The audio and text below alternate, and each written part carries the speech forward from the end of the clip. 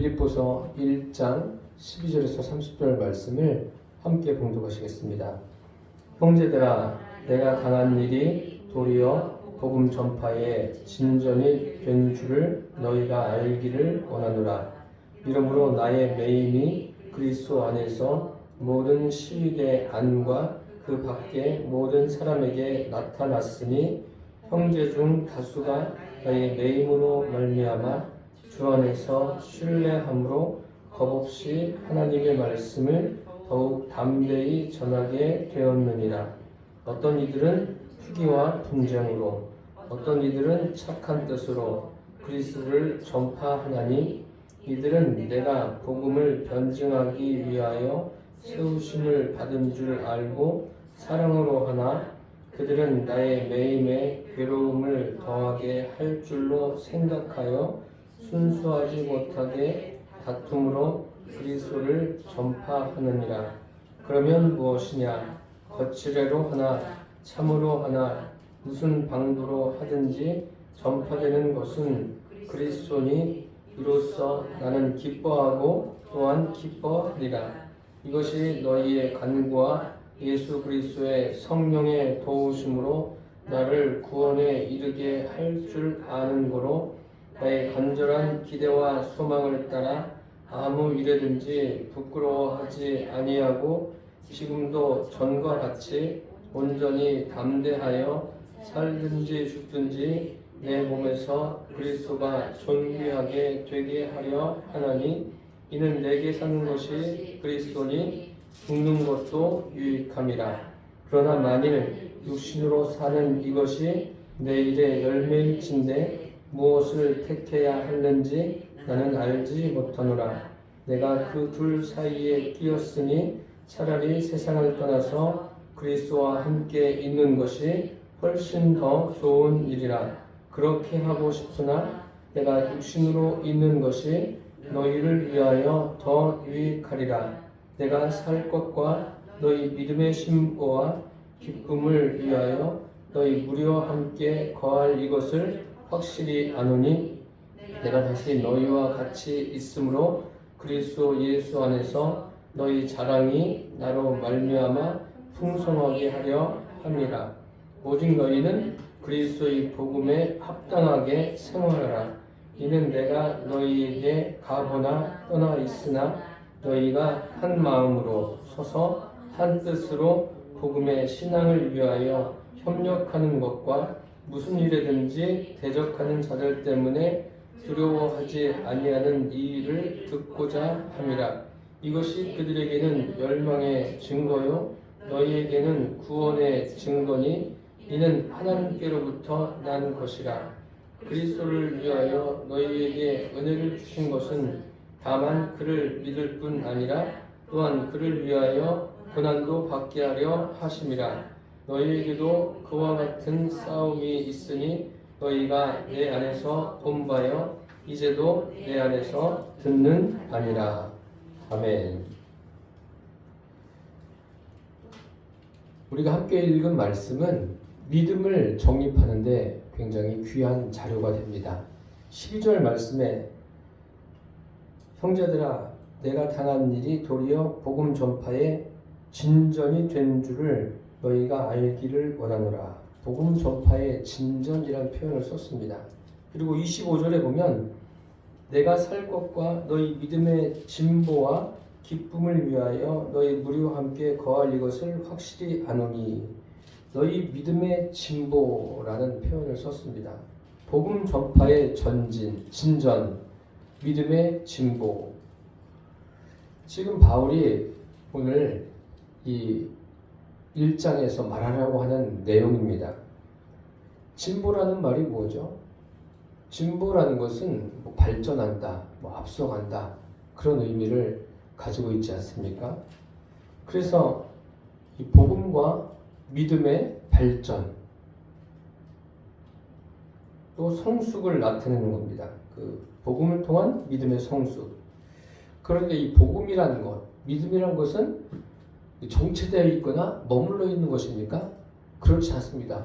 복음이라는 것도 확실하게 복음이 무엇인가 성경에 기록되어 있는데 구약 시대부터 신약으로 넘어오면서 계속해서 어떻게 왔습니까? 발전해 온 거예요. 복음이 무엇인가 확실하게 이제 신약에 드러나지 않습니까? 그리고 아직까지 감추어진 것이 있는데 그것은 장차 주님이 다시 오실 때에는 우리가 지금 이 성경을 통해서 알고 있는 것, 아직까지 알고 있지만 희미하게 알고 있다든지 제대로 알지 못하는 것은 그날에 확실하게 다 알게 됩니다. 복음이 그렇다는 거예요. 또 믿음도 보면은 머물러 있는 게 아니에요. 믿음은 계속 어떻게 되어 갑니까? 발전되어집니다. 이런 이 믿음의 발전, 믿음의 진보라는 것이 어느 정도이냐면 완전히 다른 모양으로 바뀌는 것을 의미하는 겁니다. 예를 들자면 뭐 적절한 예가 될지 안 될지는 모르겠지만 진화론자들을 보면 그들의 이론 가운데 보면 뭐 대진화론, 소진화론 이런 이론들이 있습니다. 어떤 종이 안전하게 변하는 것, 그것을 대진화론이라고 말합니다. 그리고 그냥 같은 종에서 조금씩 변하는 것을 소진화론이라는 의미를 가지고 있는데 대진화론처럼 완전히 변하는 거예요. 이 진보라는 의미가. 그래서 그 믿음의 진보, 바울이 복음 전파의 진전 이렇게 말하고 있는데 완전히 변하는, 우리 존재도 그렇지 않습니까? 저와 여러분이 예수님을 믿기 전과 믿은 후와 어떻게 달라졌습니까? 완전히 달라진 거예요. 존재 자체가 달라진 것 아닙니까? 그런즉 누구든지 그리스도 안에 있으면 새로운 피조물이라. 이전 것은 지나갔으니 보라 새 것이 되었도다. 이전 것은 지나간 거예요. 이전 것과 새 것이 된 것과는 완전히 차원이 다른 거예요. 진보도 이런 진보가 없는 거죠. 그래서 바울이 지금 그것을 이 빌립보 교인들에게 이야기하고 있습니다. 그래서 저와 여러분도 오늘 이 바울이 빌립보 교인들에게 믿음에 대해서, 믿음의 진보에 대해서, 그 발전에 대해서 이야기하는 것을 함께 나누시면서 나의 믿음도 더 성숙한 대로 나아갈 수 있게 되기를 바랍니다. 믿음의 진보를 가져오려면 그 믿음이 무엇인가를 제대로 알아야 되죠. 사실 이 믿음이라는 것은 교회에서도 굉장히 믿음을 강조하지 않습니까? 믿음이 모든 것의 전부예요. 그래서 이 믿음이라는 것을 바로 정립하고 믿음이 바로 되면은 그 사람의 인생도 바로 되는 거예요. 또 교회도 바로 되고 또 신앙도 바로 되는 거예요. 사실 현재 이 대한민국에 있는 그리스도인들이 믿음에 대해서 바르게 정립한 믿음을 가지고 있다면 대한민국이 이런 어려움을 겪는 상황에서도 큰 도움이 되리라 저는 믿습니다. 우리가 예수 그리스도의 보혈로 죄사함 받는다. 죄사함과 구원이 연결되어지는 것 아닙니까? 그런데 그것이 끝입니까? 그렇지 않죠. 이 예수 그리스도의 보혈의 공로로 죄사함 받는다. 이것은 굉장히 중요한 거예요. 중요한 건데 그것이 우리가 주님을 믿는 데 있어서 전부가 아닌 거예요. 이제 그것과 함께 중요한 게 있죠. 야고보서에 보면 그런 말씀 있지 않습니까? 행함이 없는 믿음은 그 자체가 죽은 것이라. 죄사함 받아서 이제 구원에 이르게 되었는데 뭐 좀 더 자세히 말씀드리면 사실 구원이라는 것은 무엇입니까? 성령님이 내 안에 들어오시는 것, 그게 구원 아닙니까? 그런데 이제 행함이 없는 믿음은 그 자체가 죽은 것이다. 그래서 그런 강조를 많이 합니다. 우리 그리스도인들은 이제 하나님 말씀을 듣고 행해야 된다. 그래서 봉사도 하고 구제도 하고 뭐 선을 베풀기도 하고 이런 다양한 행동을 하지 않습니까? 또 그것을 계속 성도들에게 강조하기 위해서 뭐 성경 공부도 하고 뭐 제자 훈련도 하고 기타 다양한 그 성경 모임을 통해서 성도들에게 그리스도인으로서 어떻게 살아가야 되는가를 이제 가르쳐 줍니다. 그것도 필요해요. 필요한데 정말 중요한 것은 뭐냐면 그 이전에 기초가 잘 돼 있어야 돼요.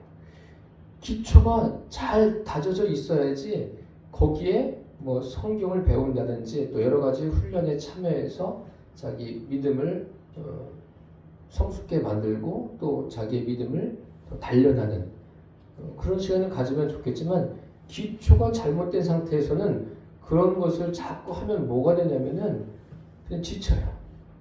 그래서 바울은 지금 그것을 이야기하고 있는 거예요. 복음의 진전과 믿음의 진보가 무엇인가를 정립해 주고 있습니다. 그 복음의 절대적인 기준은 무엇이죠? 성경입니다. 이 성경이 도대체 어떻게 되어 가는지를 우리가 알고 있어야 돼요.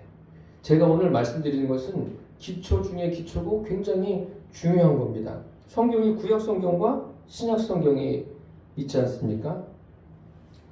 그런데 하나님의 말씀은 계시로 되어지지 않습니까? 계시로 되어지는데 구약과 신약이 통일성이 있어요. 통일성이 있는데 하나님이 그 계시를 어떻게 알려주시죠? 한 번에 확 알려주십니까? 그렇지 않죠. 어떻게 해요? 점진적으로 알려주십니다. 구약도 뭐 처음에 시작하면서 창세기서부터 그냥 신약에서 일어나는 일 모든 걸 다 말씀해 주십니까? 그렇지 않죠. 조금씩 알려주십니다. 점진적으로. 이것은 여러분들이 알고 계셔야 돼요. 그래서 예수님께서도 구약 성경이 나에 대해서 기록되었다. 그리고 세례 요한에 대해서 말씀하시기를 마태복음에 보면 율법은 세례 요한까지다. 이런 표현을 예수님께서 하셨습니다. 그래서 세례 요한은 어떤 역할을 합니까? 예수님의 오심을 준비하지 않습니까? 그리고 마침내 복음서에서 누가 오셔요? 예수님이 오십니다. 그렇게 구약과 신약이 통일성을 가지고 점진적으로 계시를 하나님께서 사람들에게 열어주세요.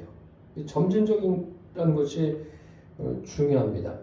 점진적이라는 것은 점점 또 발전해 간다는 그런 의미도 있습니다. 그러니까 하나님의 그 역사심이 있지 않습니까? 그 창세기서부터 시작해서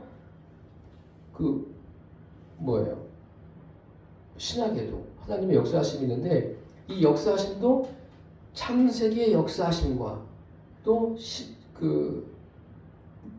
사도행전의 역사심과 하나님이 역사하신 것은 동일합니다. 동일한데 이것도 역시 어떤 거예요? 하나님의 역사심도 점진적으로 역사하셨다는 것을 여러분들이 염두에 두시고 성경을 읽고 설교를 들으시면 굉장히 유익합니다. 어떤 면에서 그러냐면 창세기를 읽어보셔서 아시지 않습니까? 창세기를 읽어보면 하나님께서 대부분 어떻게 하십니까? 일방적으로 하세요. 물론 그 창세기에도 그 족장들과 대화하는 그런 내용들도 있지만 대부분은 어떻습니까? 하나님이 상의하고 하신 게 아니라 일방적으로 하세요. 그래서 엘로힘의 하나님에 대해서 아주 강조를 하고 있어요. 전능하신 하나님에 대해서 강조하시다가 계속해서 창세기서부터 말라기까지 전능하신 하나님, 그냥 하나님이 일방적으로 하신 게 아니라 어떻게 하시죠? 출애굽기 가서는 좀 변화가 일어나요. 누구를 만나십니까? 하나님이 모세를 부르시지 않습니까? 모세를 부르시면서 모세에게 이런 말씀을 하셔요. 하나님이 모세에게 말씀하시기를 나는 여호와이니라. 그리고 그 아브라함과 이삭과 야곱에게는 나를 여호와로는 알리지 않았다고 말씀하십니다. 그러면서 누구에게 알리신 거예요? 모세에게. 나의 이름을 여호와로는 그들에게 알리지 않았고 너에게 알린다. 그러시면서 뭐가 달라지냐면요. 출애굽기에 보면은 하나님이 모세에게 말씀하셔요. 모세는 듣고 대답하고 결국 하나님과 대화하면서 가는 거죠. 창세기보다 그런 부분이 훨씬 많습니다. 그리고 여기에서 끝나지 않아요. 여러분들이 발견하셨는지 모르시겠지만 예레미야에 가면 또 달라져요. 상황이. 예레미야는 선지서 아닙니까? 이사야 다음에 대선지서에 속하는 예레미야 31장에 보면 이런 말씀이 있습니다. 여호와의 말씀이니라. 보라 날이 이르지니 내가 이스라엘 집과 유다 집에 새 언약을 맺으리라. 아니 지금까지 다 언약 아닙니까? 창세기도 하나님의 언약의 말씀이고 출애굽기 계속 언약의 말씀인데 또 예레미야에 와서는 뭐라고 그래요? 예레미야를 통해서는 새 언약을 맺으리라. 그러니까 하나님의 그 언약의 말씀도 점점 발전해 가는 거예요. 하나님의 역사하심도 점점 발전해 가는 거예요. 일방적으로 하시다가 모세에게 이제 본격적으로 대화하시지 않습니까? 여호와 하나님으로 알리시지 않습니까? 얼마나 귀한 일입니까? 일방적으로 하지 않고 모세에게 묻고 또 듣고 또 하나님께서 역사하시고 그러다가 예레미야에서 달라져요. 새 언약을 맺으리라. 그럼 그 언약이 뭐죠?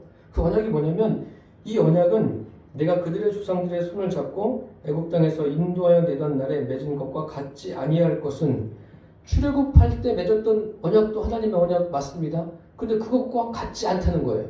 그럼 하나님의 말씀이 출애굽과 다르고 또 예레미야와 다른 겁니까? 다른 것이 아니라 어떻다고 그랬어요?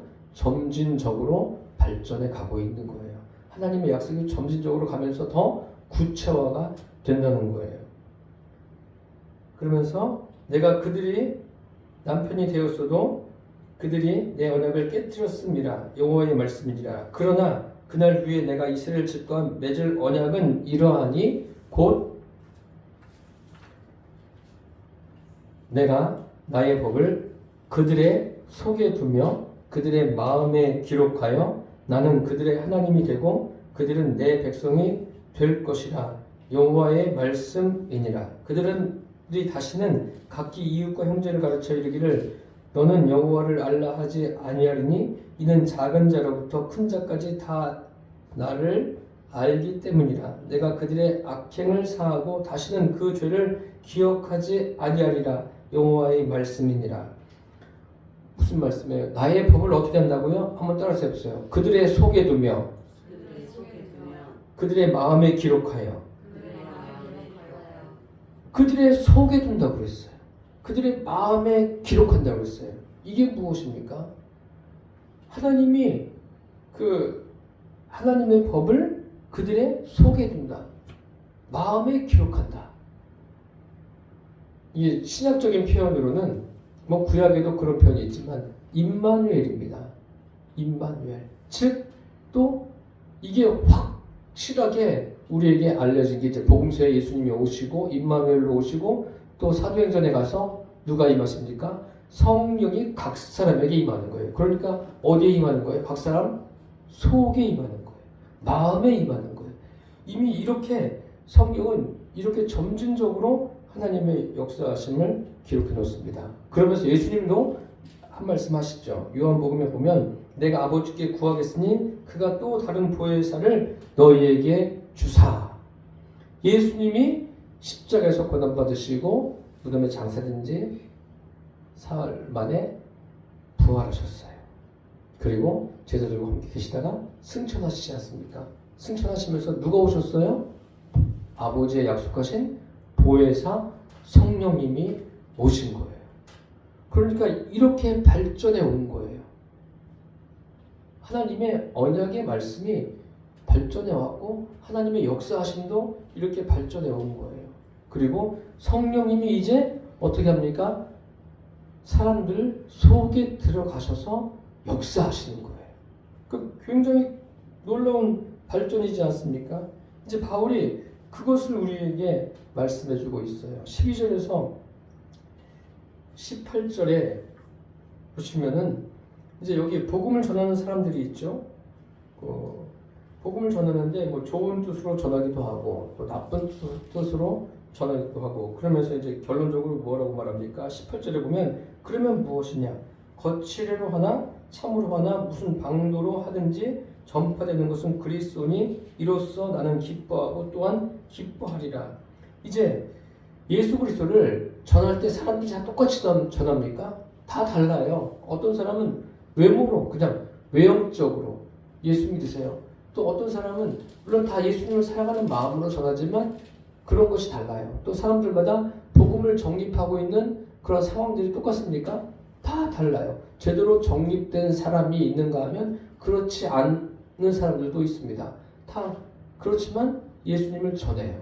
그래서 여기에 겉으로 하든지 거칠애로 하나 참으로 하나 무슨 방도로 하든지 전파되는 것은 뭐라고 그랬어요? 그리스도다라고 사도 바울이 말하고 있습니다. 어쨌든 이제 외형적으로 인본적인 것을 강하게 전하는 사람들이 있어요. 그 중에 하나가 뭐 이제 예전에 많이 사용했던 말인데 예수 믿고 부자 되세요. 뭐 그렇게 전하는 거. 그게 뭐 방법적인 것은 참 권장할 만한 방법은 아니지만 어찌하든지 그렇게 해서 누구를 전하는 거예요?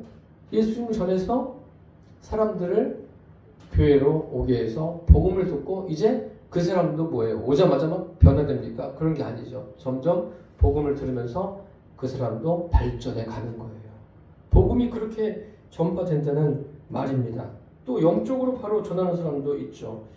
그래서 중요한 것은 무엇이냐면 복음도 점진적으로 이렇게 하나님께서 우리에게 알게 하셨고 믿음도 어떤 거예요? 하루아침에 믿음이 좋아지는 사람은 아무도 없습니다. 뭐 기적을 경험했어도 마찬가지예요. 물론 사람이 아주 드물게는 확 바뀌는 경우도 있죠. 그런데 사람들이 뭐라고 그래요? 갑자기 바뀌면 어떻게 된다고 그래요? 죽는다고 그러잖아요. 근데 갑자기 바뀌는 것은 저는 권장하고 싶지 않아요. 이렇게 서서히라도 바뀌어야 돼요. 변화가 되는 거예요. 그래서 중요한 것은 뭐냐면 믿음의 기초예요. 믿음의 기초가 인본이냐 믿음의 기초가 신본이냐 하는 것이 중요해요. 교회에서 이것을 잘 일러줘야 돼요. 어느 교회든지 간에 이제 믿음이란 것은 물론 인본적인 요소가 처음부터 전혀 없을 수는 없어요. 시작은 뭐예요? 인본적으로 시작하는 거예요. 시작은 인본적으로 하다가 점점 인본이 무엇으로 바뀌는 거예요? 신본으로 바뀌는 거예요. 이것도 역시 점진적으로 가는 거예요. 이게 발전해 가는 겁니다. 발전하게 되면 이제 신본에 서 있게 되는 거죠. 그래서 이런 기초가 중요해요. 그래야 신본의 믿음을 가져야 어떤 일이 일어나냐면 진전이 있을 수가 있고 진보가 있는 거예요. 대변혁이 일어나는 거예요. 이 성경이라는 것은 어떤 신학자들의 논리로 해석되어져서는 안 됩니다. 신학자나 어떤 큰 업적을 이룬 목회자들에 의해서 이 성경이 해석되어지는 그런 건 아니에요. 그들이 지대한 영향을 줄 수는 있죠. 칼빈이라든지 알미니안이라든지 그 외에 기타 아주 많은 사람 설교 시간에 그런 분들의 이야기를 해서 시간을 그렇게 많이 할애하고 싶지는 않습니다. 그분들이 훌륭한 일들은 많이 했지만 그분들의 여러 가지 그 사상을 가지고 성경을 해석하는 것, 그것은 바람직하지 않아요. 성경은 성경이 있는 그대로 볼 수 있어야 됩니다.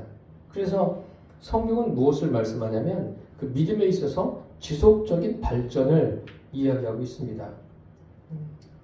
사실 그 나이가 들어가면서 믿음이 성숙해지면 바랄 것도 없죠. 그런데 꼭 그런 것만은 아니에요. 그런데 여러분들은 그렇게 되기를 바랍니다. 시간이 갈수록 믿음이 더 성숙한 대로 나아갔으면 좋겠어요. 믿음이란 것은 이제 복음이란 것은 주님이 말씀하실 때 보면은 다른 게 있어요. 믿음도 달라요. 다 똑같지 않습니다.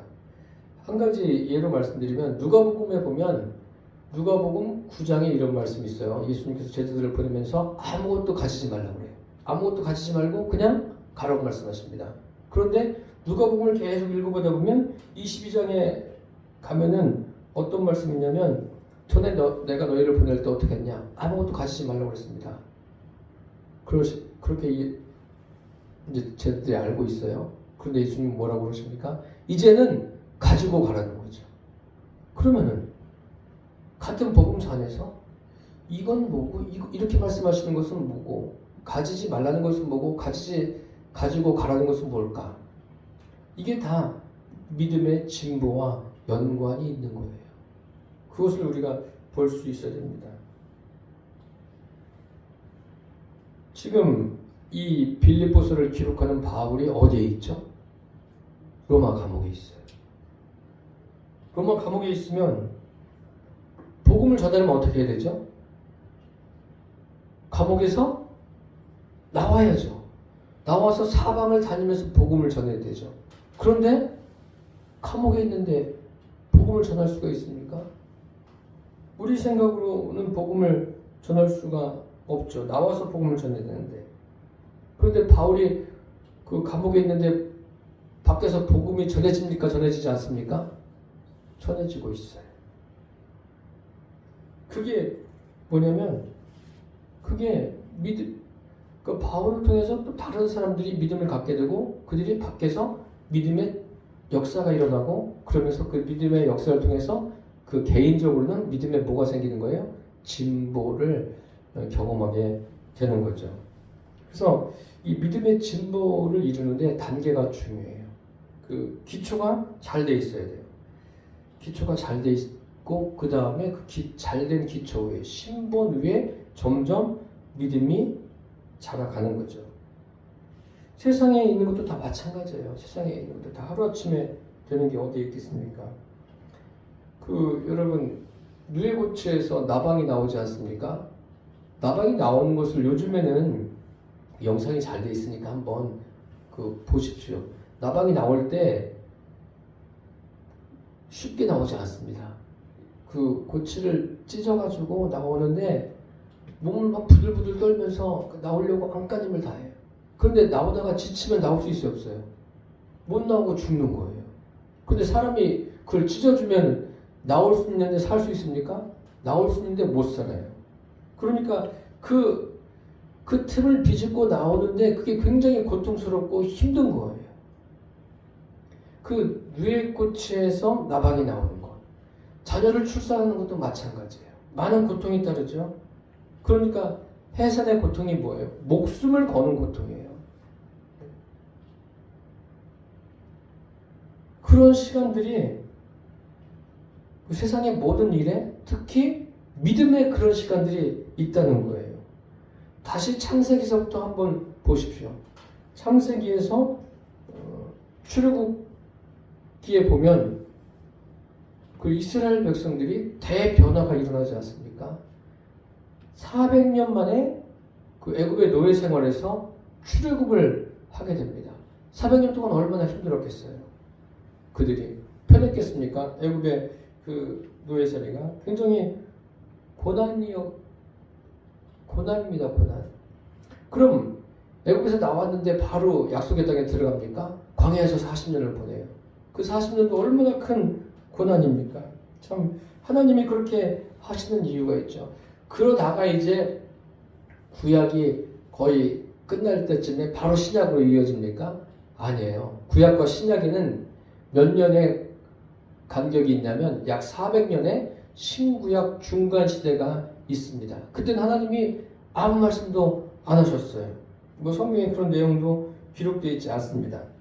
어쨌든 그거를 빼놓고 지금 신구약 중간사를 하는 시간 아니니까 그걸 빼놓고 구약과 신약이 연결되어질 때 주님이 이제 오십니다. 주님이 오시는데 하나님이 육신으로 오셔야 되는 그런 엄청난 고난이 있지 않습니까? 성경의 법칙입니다. 예수님이 부활하시는 것도 무엇이 있는 거예요? 십자가 후에 부활이 있지 않습니까? 어마어마한 고난을 통해서 부활의 그러한 능력을 우리에게 주님이 보여주십니다. 그래서 믿음의 진보에는 뭐가 있냐면 고난이 있습니다. 고난이 없는 믿음의 진보는 없어요. 그래서 기독교의 성숙되어지는 과정을 보면은 무엇과 같냐면 계단을 한 계단 한 계단 오르는 것과 같습니다. 그래서 여러분들이 매일같이 한 계단 한 계단 오르시면서 믿음의 진보가 있기를 바랍니다. 요즘엔 살기가 좋으니까 엘리베이터가 있어가지고 쭉 올라가는 그런 진보는 없어요. 그거는 망하는 길이에요. 그런 진보는 세상에 없어요.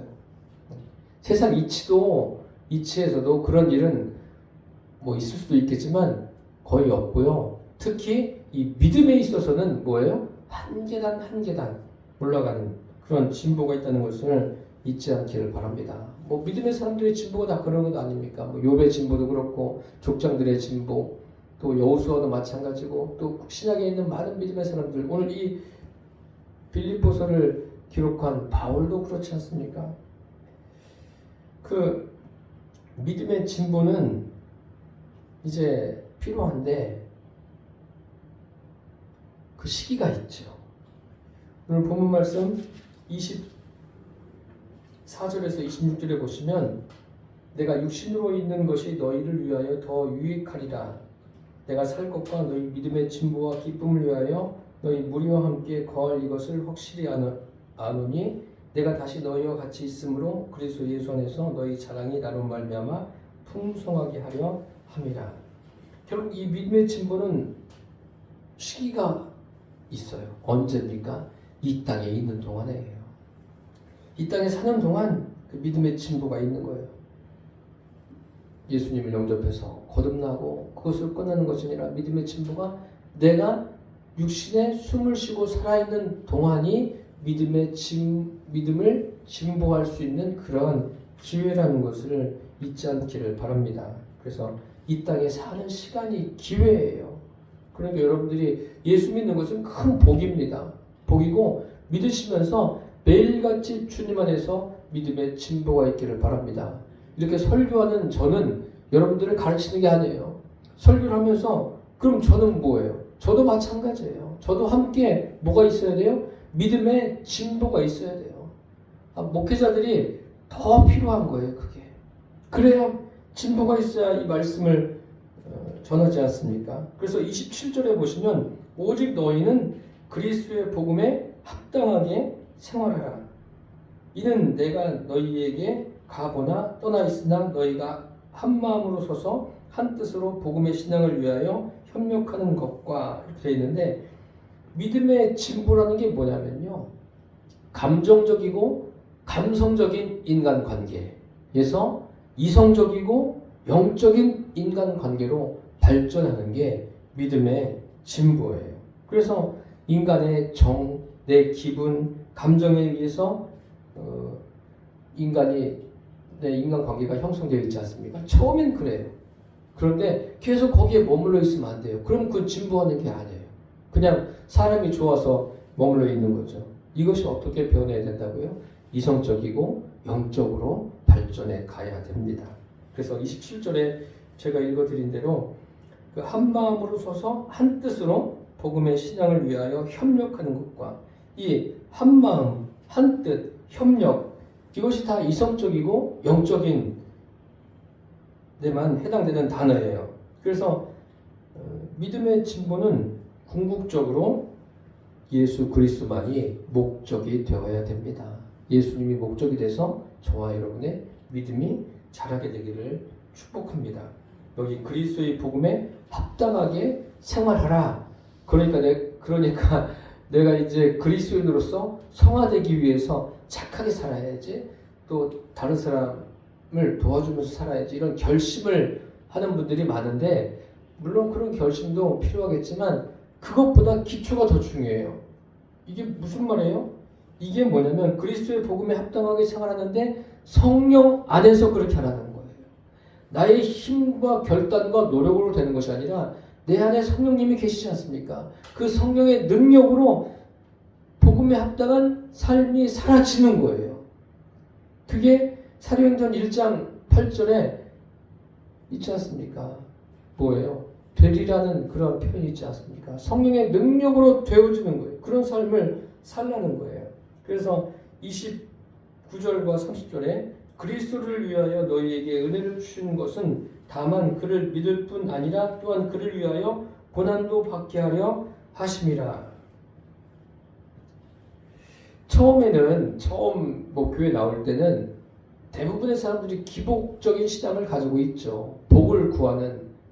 그게 나쁜 건 아니에요. 사람이 원래 그러니까요. 그런데 거기에서 어떻게 돼야 된다고요? 점점 기초를 잘 다져서 인본을 내려놓고 신본의 기초를 가지고 믿음이 진보, 즉 한 계단 한 계단 발전해야 된다는 거예요. 그래야 기복신앙이 아니라 이제 어떤 신앙이에요? 정말 성령과 내가 하나 된 거듭난 믿음을 가지고 살게 됩니다. 그런 믿음을 가지고 살게 된다면 또 29절에 있는 대로 뭐예요? 또한 그를 위하여 고난도 받게 하려 하십니다. 주님을 위해서 고난도 받는 거예요. 그러니까 그리스도인들에게 고난이 있는 것은 어떤 면에서는 당연한 거예요. 바울이 지금 옥중에서 빌립보 교인들에게 너희들의 믿음이 이렇게 발전하고 성숙하고 또 진보해서 너희들이 거듭난 것으로 끝나는 것이 아니라 거듭난 믿음을 가지고 너희가 고난도 받으라 이렇게 이야기하고 있습니다. 지금 옥중에서 말하고 있지 않습니까? 그 바울도 옥중에서 있으면서 그의 믿음이 진보하는 거예요. 저와 여러분의 그 믿음이 그 젖을 먹는 유아기 같은 그러한 신앙에서 출발했다 할지라도 이제는 젖만 먹는 것이 아니라 딱딱한 식물을 먹고 그러면서 우리의 믿음의 진보가 있기를 바랍니다. 그래서 그 성령과 내가 하나 된 것에 대해서 늘 감사하시고 내 안에 계신 성령님을 의식하셔서 우리 믿음의 단계가 한 단계 한 단계 진보하셔서 바울이 오늘 빌립보 교인들에게 고난을 받으라고 말한 것처럼 어떤 고난이 다가와도 그 고난들이 다 믿음이 진보하는 계단으로 디딤돌로 삼게 되기를 축복합니다. 그래서 여러분들 저와 여러분의 믿음의 진보를 통해서 구원의 수가 날마다 더해가는 역사가 있게 되기를 예수님의 이름으로 축원합니다. 기도하겠습니다. 살아계신 아버지 하나님 감사합니다. 주님께서 이와 같이 분명하게 우리의 믿음을 정립해 주셨는데 여전히 육신에 잡혀서 육신적 믿음으로 주님의 그 구원을 외면한 채 살아가는 불쌍한 심령들을 주님께서 길이 참으시는 가운데 인도하시고 역사해 주셔서 깨닫게 하시고 자기를 부인케 하는 그래서 순교적인 신앙까지 자라게 하심을 감사드립니다. 항상 이 믿음 안에 거하게 하여 주시고 우리의 믿음이 진보하는 것을 통해서 믿지 않는 사람들 또 믿음이 연약한 사람들에게 믿음의 도전을 주는 그리스도인 되게 하여 주옵소서. 예수님의 이름으로 기도드립니다. 아멘.